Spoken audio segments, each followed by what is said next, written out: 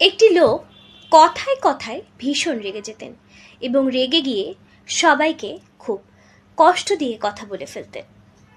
এটি নিয়ে লোকটির বৃদ্ধ পিতা ভীষণ চিন্তিত হয়ে পড়লেন।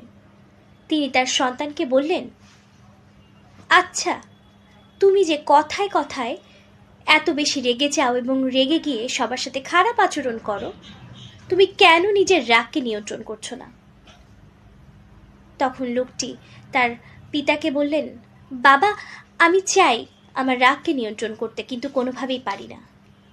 তখন তার পিতা তাকে বললেন, তুমি কাল থেকে যতবার রাগ করবে ততবারই সমান কাঠটিতে একটি করে পেরেক পুঁতবে। লোকটি তাই করল। প্রথম দিন লোকটি সেই সমান কাঠটিতে 20টি পেরেক পুঁতল এবং তার পরের দিন 10টি এবং তার পরের দিন 5টি এবং তারপর একটি পেরেকও তাকে পুঁততে হলো না।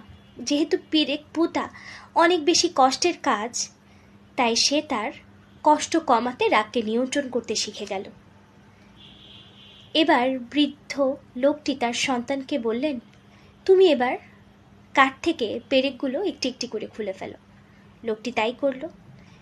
তারপর বৃদ্ধ লোকটি তার সন্তানকে বললেন, এই দেখো, তুমি এই কাঠটিতে পেরেক পুঁতেছিলে এবং সেগুলো তুলেও ফেললে, তারপরও কিন্তু কাঠটি আর আগের মতো হলো না।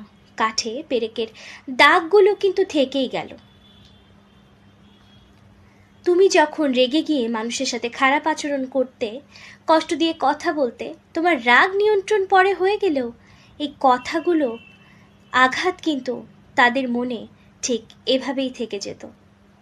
লোকটি তার নিজের ভুল বুঝতে পারে এবং তারপর থেকে সে সম্পূর্ণভাবে নিজের রাগকে নিয়ন্ত্রণ করতে শিখে যায়।